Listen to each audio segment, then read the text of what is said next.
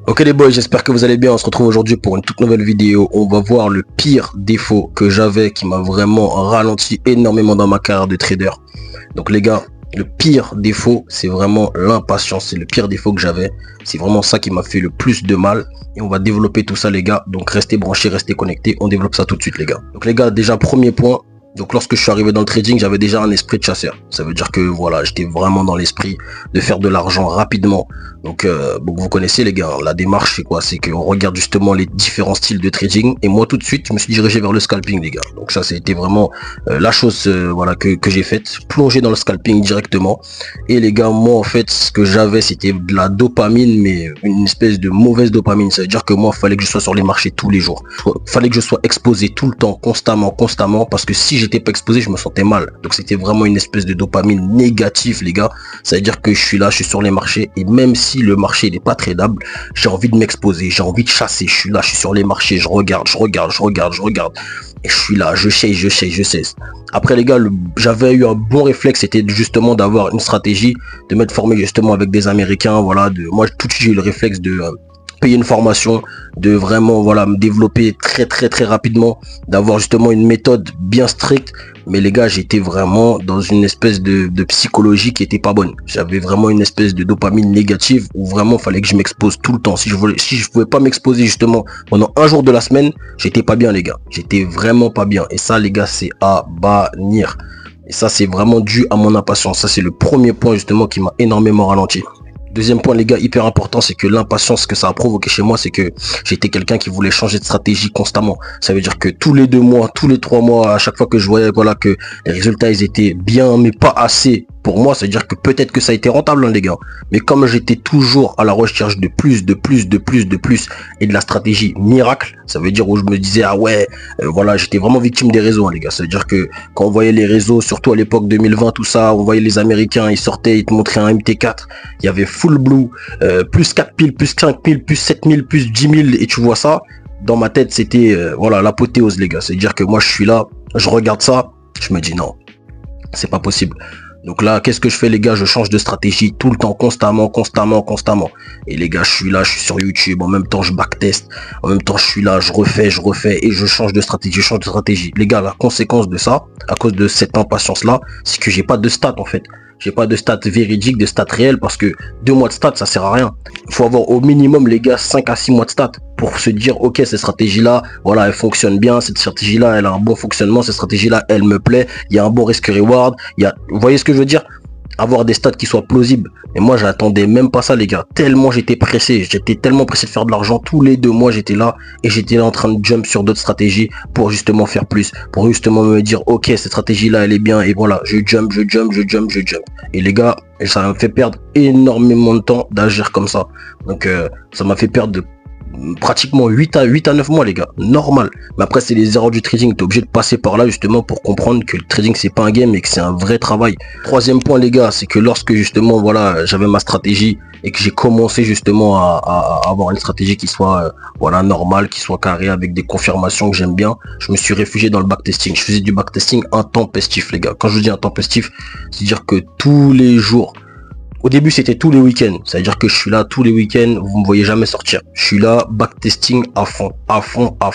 J'ai des milliers de pages de backtesting. Je suis là, je backteste. Et je backteste toutes les paires, les gars, tous les marchés. Parce que j'avais tellement soif de réussir, les gars, que je suis là, je suis en train de regarder toutes les paires, j'analyse. Donc les gars, je reviens par exemple au janvier 2023 et je suis là, je backteste à fond et sur toutes les paires, toutes les actifs, même les matières premières, donc le gold y compris.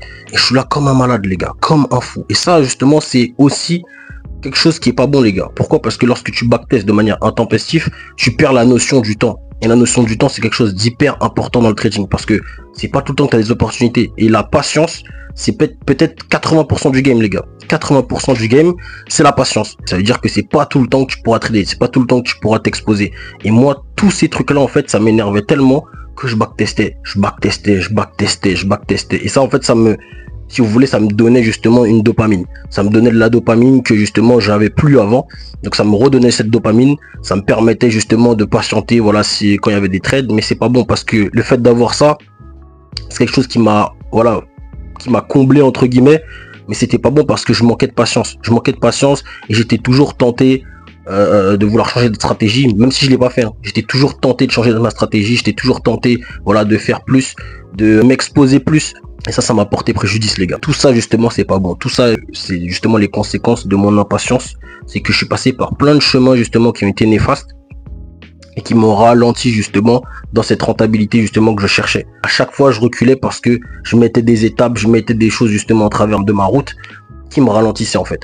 Et là où j'ai vraiment commencé à aller mieux, les gars, c'est vraiment lorsque j'ai commencé à bosser ma psychologie. C'est lorsque je me suis dit ok, et lorsque j'ai compris surtout que le trading en fait c'est pas juste une stratégie. C'est pas juste en fait ouais t'as une bonne stratégie, c'est bon. Non, ça n'a rien à voir en fait.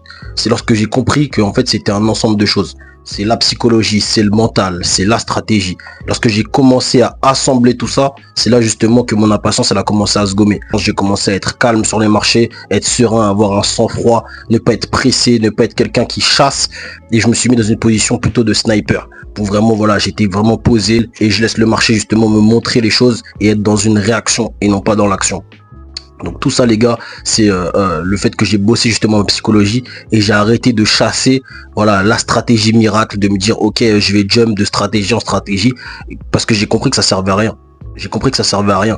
Il y a plein de stratégies sur internet et plein de stratégies fonctionnent. C'est juste que notre psychologie elle est pas adaptée parce qu'on aime juste le positif en fait dans une stratégie, mais quand le négatif arrive, et ben on n'aime pas.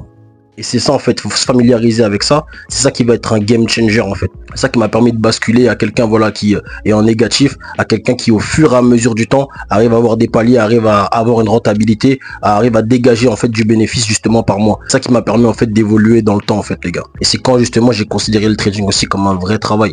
Je me suis pas dit en fait que ouais le trading c'est un plan sous ou c'est ceci ou c'est cela. Vas-y c'est facile, c'est simple, on y va vite fait. Faut vraiment considérer ça comme un job.